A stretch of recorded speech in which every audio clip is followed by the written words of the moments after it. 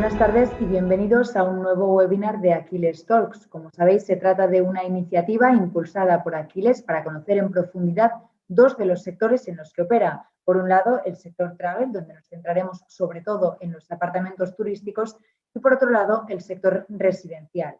Esta serie de conferencias las podréis seguir durante los próximos meses y las emitiremos cada 2 martes, generando información relevante para todos vosotros y con la ayuda de personas referentes que nos acompañarán en cada sesión. Hoy hablaremos sobre cómo será la vivienda del mañana y cómo distribuir el espacio para adaptarse a las necesidades futuras. En primer lugar, analizaremos aspectos como qué importancia tiene la tecnología en el proceso de creación y construcción de un edificio o qué valor tendrá la rehabilitación en el mercado residencial. El segundo bloque hará referencia a la distribución del espacio en las ciudades y el futuro del mercado de la vivienda. Y para hablar de todo ello, tengo el placer de presentar a Erika Conejero, fundadora y partner de la Bit Group, un despacho de arquitectura y diseño especializado en el uso de la tecnología. Buenas tardes, Elvira, ¿cómo estás? Hola, buenas tardes. Pues muy bien. Antes de entrar en este primer bloque del que hablábamos, quería preguntarte cuáles son las características del parque de viviendas en España. El parque de viviendas que tenemos en España ahora mismo se basa en la demanda de la sociedad que viene heredada de tiempo atrás, ¿no? Era una sociedad que buscaba una vivienda para comprar, para residir toda la vida y formar ahí una familia en la que buscaban una tranquilidad y una estabilidad que claramente es muy diferente a la situación de la sociedad hoy en día. Hoy en día la gente no quiere tanto compromiso, quiere una mayor movilidad, ha tendido más hacia el alquiler que la compra y eso lo normal es que genere un producto diferente al que venía demandándose años atrás. ¿Qué pasa? Que ahora mismo las viviendas de alquiler que existen, bien porque gente que las tenía en propiedad las ha puesto en alquiler a individuales y luego, por otro lado, promotoras que directamente el producto que tenían pensado para una compra han tenido que ponerlo al alquiler porque por diferentes motivos no han podido ponerlo en venta, ¿no? O no se ha comprado. En ese sentido, la vivienda en sí no puede ser pensada igual para comprar que para alquilar. Es hacia lo que va a tender el futuro, ¿no? En esa variante. Cada día más nosotros vemos como profesionales, ¿no? Y clientes nuestros, fondos de inversión, acuden a nosotros no solamente buscando un diseño de arquitectura, sino también una tecnología y una estrategia desde un inicio de la concepción del activo, que no deja de ser un producto financiero, en lo que acabará ese bloque o esa serie de bloques de vivienda destinados a alquiler que tendrán otros espacios muy diferentes a los que existen hoy en día. Actualmente, ¿cuáles son las necesidades de la demanda? ¿Cómo deberá ser la vivienda del mañana para adecuarse a estas necesidades? Bueno, yo creo que podemos aprender mucho del sector de la oficina. En el sector de la oficina siempre ha ido un paso por delante en cuanto, ¿no?, al riesgo por los tramos y por la temporalidad de sus contratos. Y es a lo que la sociedad va a tender. Van a querer espacios más flexibles, contratos a su vez más flexibles, puesto que la temporalidad de su situación familiar o de cada uno de los individuos va a cambiar a lo largo del tiempo y no va a permanecer. No van a querer un tamaño y una situación hoy que dentro de 5 años, con lo cual van a necesitar unos espacios muy diferentes a lo largo de su vida, a la vez que esos edificios que hablamos de alquiler, ¿no? Cuando hay un edificio que está concebido para alquiler, lógicamente no solo es el espacio en el que vive el individuo, sino en el que vive la colectividad. Y lo que podemos aprender más de lo que hablaba, ¿no?, del sector de la oficina es cómo lo han manejado. Ahora mismo, cuando tú te compras una vivienda, la manejas tú, todo lo que es el facilities, y en este sentido se deberá alojar, ¿no?, todas esas viviendas de un mismo bloque en un mismo sistema de facilities, en el que la digitalización y la tecnología será fundamental para poder optimizar recursos y poder manejar de verdad a todas las familias y a todos los inquilinos que se tengan y serán clave la distribución de ciertos espacios en el edificio o en el entorno que sean característicos y multifuncionales. También dentro de la vivienda, ¿no?, pero sobre todo en general en el espacio del edificio. nosotros eso lo hemos aprendido muy bien en el sector del coworking, en el que hemos estado trabajando estos años una barbaridad y nos ha enseñado que al final sí tienen ese propio espacio de oficina en el que tú estás trabajando, pero se demandan unos espacios al final colectivos que apoyan a la funcionalidad de una oficina, que es trabajar, y eso se va a trasladar evidentemente al vivir, ¿no? Y entonces aparecerán esos espacios para convivir, de recreación, pero luego incluso en la propia vivienda, ¿no? Yo creo que es fundamental pensar que la vivienda tradicional en España que teníamos, la cocina era para cocinar, el salón era para estar en familia o con amigos y ver la tele, y el comedor era para comer.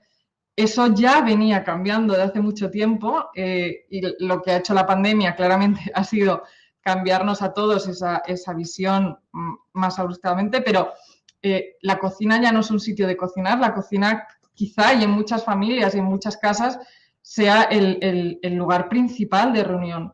Y todo eso se tiene que ver evolucionado en la vivienda y en cómo se maneja y la tecnología que tiene que haber detrás para que pueda ser posible. A lo largo de estos webinars hemos estado hablando de la importancia de la tecnología. ¿Qué importancia tiene en el proceso de creación y construcción de un edificio? Hoy en día la tecnología en el proceso de diseño y de construcción de un edificio es fundamental. No solo ¿no? en las fases que hemos hablado de diseño y construcción, creo que hoy ya podemos aprender que la vida útil del activo, ¿no? de la vivienda o del edificio de oficinas es mucho más amplio. Hemos tendido a enfocar la tecnología en el desarrollo, pues, del diseño y de la construcción, que acaba siendo un porcentaje mínimo. Tenemos que pensar en esas primeras fases, en lo que va a ser el edificio y en la responsabilidad un poco que vamos a tener aquellos que lo concebimos hacia el futuro. Tenemos BIM, el Building Information Modeling, en un inicio, en el diseño, y en la construcción pasamos a un BAM, ¿no? al Building Assembly Management. En el BIM, como estudio de arquitectura, nosotros no concebimos hacerlo de otra manera, ya que nuestro proceso de diseño está fundamentado en los datos y al final son base de datos solo lo que nosotros desarrollamos.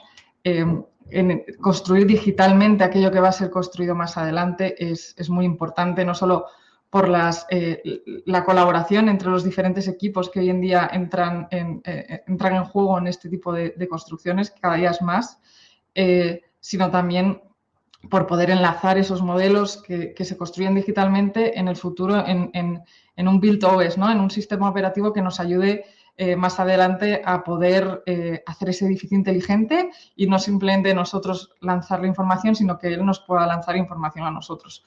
Pero es lo que digo, yo siempre en Labit nos ha gustado pensar que la tecnología es una parte muy grande de cómo entendemos nosotros el ser responsables con el medio ambiente, el poder construir digitalmente un edificio, ¿no? y poder minimizar el material y ¿no? las interferencias que pueda haber para que luego en obra no haya ningún desperdicio de material, controlar costes, al final es fundamental minimizar cualquier tipo de desperdicio y ser conscientes de lo que usamos del medio ambiente. Y luego, por supuesto, el proceso de industrialización y de prefabricación es algo que ya está aquí, lo estamos usando, nosotros estamos colaborando con empresas, ¿no? como Avintia para producir bloques de vivienda preindustrializadas y es fundamental tener un proceso digital anterior a la construcción y posterior para que todo ello tenga un sentido y sea coherente. ¿Cómo será la vivienda del mañana en cuanto al uso de la tecnología? ¿Dónde podremos encontrar la tecnología en los inmuebles?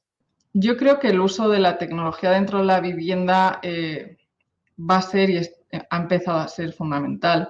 No hablo solamente de la tecnología que tenemos al alcance de la mano, ¿no? en cosas tan sencillas como enciéndeme la luz o apaga o baja la persiana. Va mucho más allá.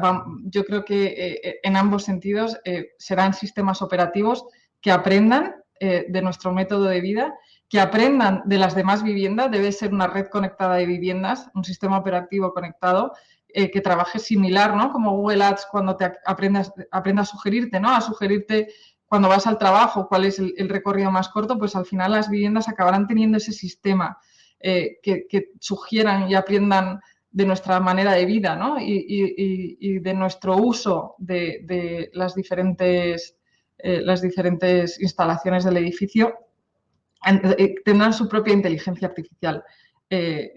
Y eso vendrá dado por el Build OS que decíamos. No solo eso, sino también en el mantenimiento de esas viviendas será muy importante, porque al final nosotros como arquitectos es fundamental ir aprendiendo de lo que vamos diseñando. Si podemos diseñar desde el inicio algo con tecnología, que es lo que en Lavit hacemos, poder diseñar con esos datos y aprendemos de esos edificios que ya han sido construidos, dónde hay más incidencias o qué puede funcionar o qué mejor o qué no funciona, que nos retroalimenten de esa información y poder ser unos arquitectos que diseñan mejor, ¿no? Que ese producto puede ir evolucionando a lo largo de los años, es lo que tenemos que quedarnos de la tecnología, sin duda. La tecnología ya se usaba en empresas como la vuestra y otras empresas del sector. Sin embargo, la crisis del coronavirus ha impulsado todavía más el uso de la tecnología y la digitalización, sobre todo de los sectores más tradicionales. ¿La gestión en remoto o la realidad aumentada son ya una realidad en el sector? La gestión en remoto y la realidad aumentada ya era una realidad en el sector de la oficina. Como bien ya he comentado antes, el sector de la oficina, por ser un sector con un riesgo más alto, ¿no? Por la temporalidad, siempre han intentado invertir en este tipo de tecnología y han sido capaces de arriesgar más. Y hay muchas herramientas tecnológicas que hemos podido ver cómo se desarrollaban en muy corto plazo y todas estas cosas ya las hemos desarrollado en oficinas. Pero es ahora el sector de la vivienda cuando empieza a tener este interés en la tecnología y realmente a gestionarlo, sobre todo, como también decía, ¿no? Cuando ya el promotor se fija más en la vida útil del activo y no solamente en terminar un producto y venderlo y envolverlo, ¿no? En una cajita de regalo y darlo, sino que son responsables durante todo el tiempo, ahí es cuando ya entran y realmente se están dando cuenta, ya se lo están dando, ¿no? De la importancia de todo esto. El poder hacer un facility management en remoto, el estar conectados, en que incluso todos sus activos puedan estar conectados en remoto a una misma base de datos, eso es algo que ya lo está demandando el sector. A lo largo de tu intervención has apuntado, yo creo, dos grandes retos o tendencias. El primero, la apuesta por la sostenibilidad y después este que comentábamos, el uso de la tecnología. Quizás habría otro tercer reto u otra tercera tendencia que sería la rehabilitación. ¿Qué importancia debe tener en el mercado residencial del futuro? Bueno, creo que la rehabilitación es algo muy importante en el futuro de nuestras ciudades. Por un lado, la sostenibilidad, como es lógico, no solamente el rehabilitar un edificio que pueda tener unos costes operativos mucho más bajos debido a la renovación de todas sus instalaciones, sino también una renovación cultural, ¿no? Renovación de nuestro centro cultural, que permanezcan todas esas edificaciones y toda esa vida que tienen los centros de las ciudades, que al final la realidad de hoy en día es que es tan alta los alquileres y el rehabilitar los centros de las ciudades que están poblados de oficinas, de sectores comerciales que son los que pueden permitirse el poder alquilarlos. Entonces, por ese motivo, hay ciertas horas del día o incluso no estacionales a lo largo del año que todos esos centros están despoblados y nos estamos encontrando un efecto, ¿no? Que un poco similar a la ciudad americana, en ese sentido podemos decir, de crear centros financieros y despoblar de vida, ¿no? De vida diaria el centro de nuestras ciudades, lo cual creo un grave error. Gran parte, como bien decía, era por los costes muy elevados del alquiler de esas zonas y porque para hacer viviendas claramente ha habido un aspecto especulativo muy grande de una vivienda absolutamente inalcanzable para la sociedad. Por ese lado, también no ayuda las restricciones en cuanto a urbanismo que hay ahora mismo. Yo ahora aprovecho esta entrevista un poco para para invitar a los políticos a sentarse con los urbanistas, los arquitectos, promotores, constructores, incluso la ciudadanía, en poder revisar todas esas pequeñas cosas que hacen que cuando tengas interés, nosotros nos hemos encontrado en ese punto, ¿no? El tener un edificio magnífico y tener las ganas y tener el proyecto encima de la mesa de presentar algo estupendo, no solamente para el cliente, sino para el entorno incluso, ¿no? Que es algo generador de economía, pero por esos pequeños matices de legalizaciones y de no sé, de patrimonio incluso, que no pueden llevarse que no puedan ser construidos. Y es una pena porque eso está haciendo envejecer nuestros centros de las ciudades y hacer que no se regenere actividad ni incluso la seguridad, porque hay algunos edificios que realmente están en unas situaciones bastante críticas. Aprovecho que hablabas de urbanismo para enlazarlo con este segundo bloque del webinar en el que hablaremos sobre la distribución del espacio en las ciudades y el mercado de la vivienda del futuro. En este sentido, el Ayuntamiento de Barcelona ha presentado recientemente una hoja de ruta a 10 años vista en la que apuesta por las supermanzanas y prevé crear 21 plazas y 21 ejes verdes. ¿Debe ser un modelo a seguir en cuanto a la distribución del espacio en las ciudades? Yo creo que en este caso el ejemplo de las supermanzanas de Barcelona lo que pone en manifiesto es una buena intención de mejorar la ciudad existente, tanto de dotarla de zonas verdes como de esa actividad a nivel barrio de la que hablábamos antes, pero que no es una solución, una receta perfecta para el resto de ciudades. Creo que en España nos gusta mucho generalizar y compararnos.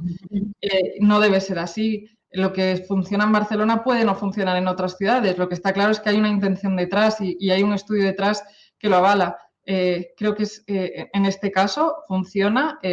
No deja de ser la teoría de la ciudad de los 15 minutos, el poder tener a una distancia de 15 minutos todos los servicios.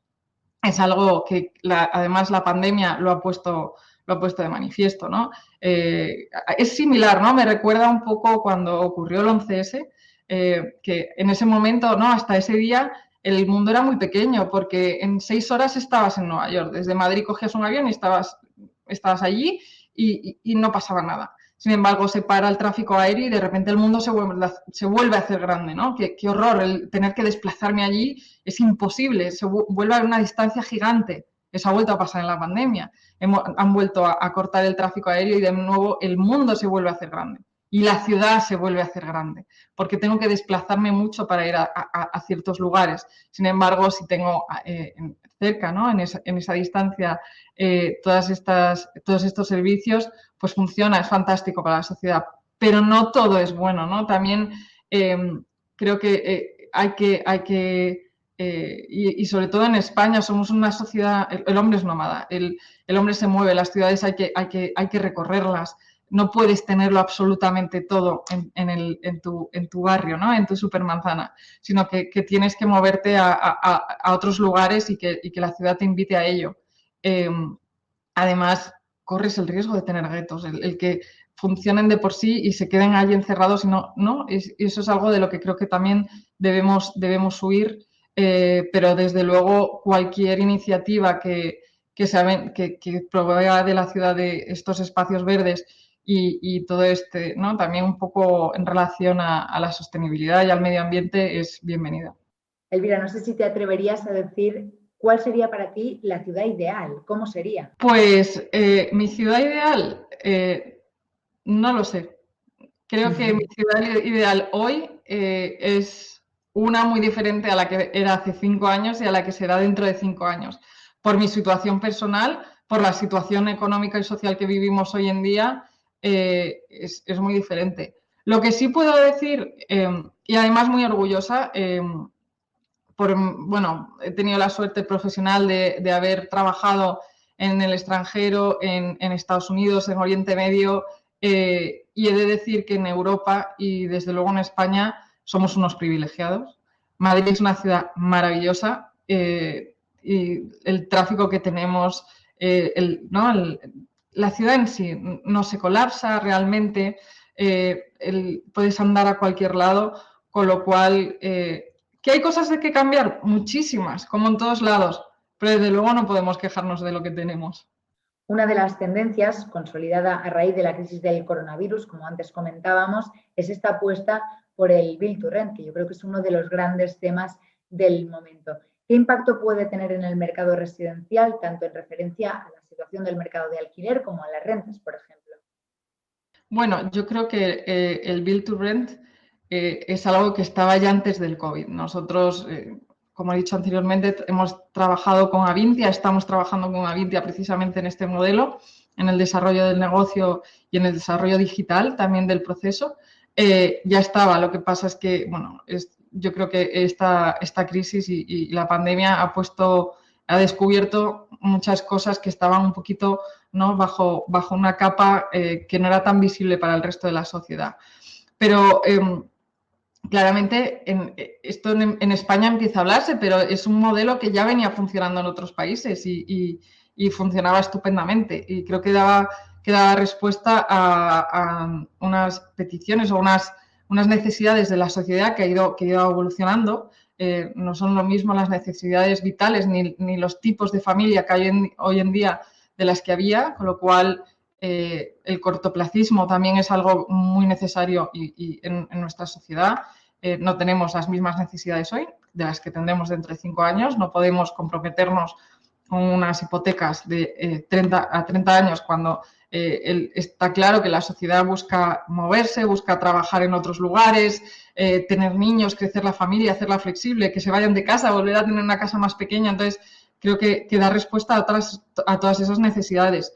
Como impacto, creo que está claro que el impacto que va a tener el Build to Rent es desarrollar un producto que sea mucho más digital, mucho más trazable, que se retroalimente de todo aquello que le ocurre en el interior a base de sensorización y que nos dé información durante todo el ciclo vital del activo, no solamente durante la construcción, ¿no?, y durante el diseño, que es a lo que venimos acostumbrados en sectores tradicionales y en metodología tradicional. El objetivo claramente es poder tener unos precios mucho más asequibles. Además, dan respuesta, yo creo que a la oferta y la demanda, ¿no?, a la demanda del mercado, pudiendo ofrecer mucho más rápido gracias a, como te decía, todas estas tecnologías que ya en la vida estamos implementando desde hace tiempo, pero con toda la prefabricación, preindustrialización y los procesos digitales que le preceden, que van con ellos de la mano, lógicamente dan una respuesta muchísimo más rápida a un sector que está creciendo, lo que ayuda también a equilibrar precios y a equilibrar todo. En septiembre, el Parlamento de Cataluña aprobó la limitación de los precios, una opción que también parece que está sobre la mesa del Gobierno. ¿Puede esta limitación de las rentas frenar las posibilidades de crecimiento del Build to Rent en España? Bueno, en mi opinión, cualquier intervención por parte del Gobierno en la actividad económica de este tipo de prohibición creo que es algo muy perjudicial para la sociedad en general. Desde luego, no creo que prohibiendo algo se vaya a conseguir que la sociedad pueda seguir por sí misma y evolucione.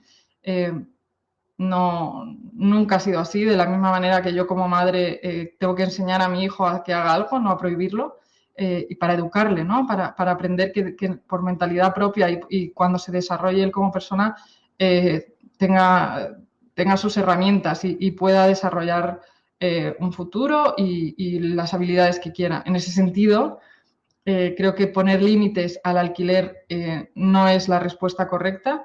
Creo que trabajar con las empresas y con el sector hacia poder moderar y ayudas, ¿no?, hacia ese, como te comentaba antes, la preindustrialización, la prefabricación, que son herramientas que ya tenemos, que disponemos de ellas para poder suplir, ¿no?, esa falta de oferta que tenemos ahora mismo en el sector y en el mercado, nos va a ayudar a que se regulen los precios. Esas son las herramientas y esas son realmente la manera que tendría el Estado de poder contribuir, simplemente, no politizar, es contribuir a la sociedad económica y financiera de nuestro país, que no hace otra cosa que seguir hacia adelante, trabajar y desde luego imponiendo este tipo de reglas y de prohibiciones no vamos a ningún futuro muy alentador. Y ya para finalizar, Elvira, una pregunta que hacemos a todos los ponentes que nos acompañan en los Achilles Talks, que es ¿qué empresa crees que lo está haciendo mejor a la hora de lidiar con el coronavirus? Bueno, yo creo que no es cuestión de que una empresa lo esté haciendo mejor o peor en la pandemia, con esta crisis que estamos viviendo ahora mismo. Creo que es fruto de aquellas empresas que han sabido deslocalizar la interacción física con el cliente. Esas son las que claramente han salido vencedoras ahora mismo. Un ejemplo clarísimo son todo aquello que tenga relación con logística y la hostelería. La hostelería nos ha enseñado a todos muchísimo.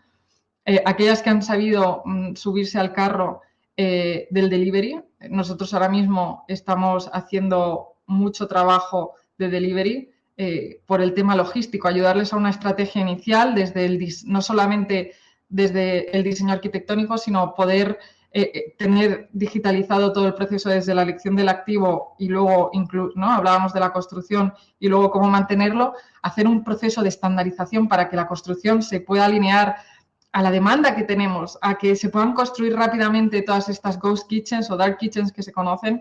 Creo que ellos han sabido adaptarse brutal y muy rápido. Es gente también que es un sector que claramente el sacrificio, ¿no?, de las horas lo han tenido muy presentes y el trabajar mucho ha sido muy bueno. Hay muchas tiendas grandes y pequeñas que han sabido también deslocalizarse, ¿no?, de la interacción con el cliente gracias a Internet. Y luego yo personalmente hay alguna que proveía a restaurantes locales sin tener mucha presencia digital en el momento, que han sabido ser muy rápidos y de proveer a restaurantes han sabido proveer a individuales en sus casas y lo han hecho de una manera fantástica y renovarse o morir. Elvira, muchísimas gracias por todo. Ha sido muy interesante y un placer contar contigo. Muchas gracias, igualmente. Muchas gracias también a todos los espectadores. Cualquier duda, pregunta o si queréis contactar con Aquiles, recordad que tenéis todos los perfiles en las redes sociales, además de la web www.aquiles.app. Gracias de nuevo y nos vemos en 2 semanas. Os esperamos.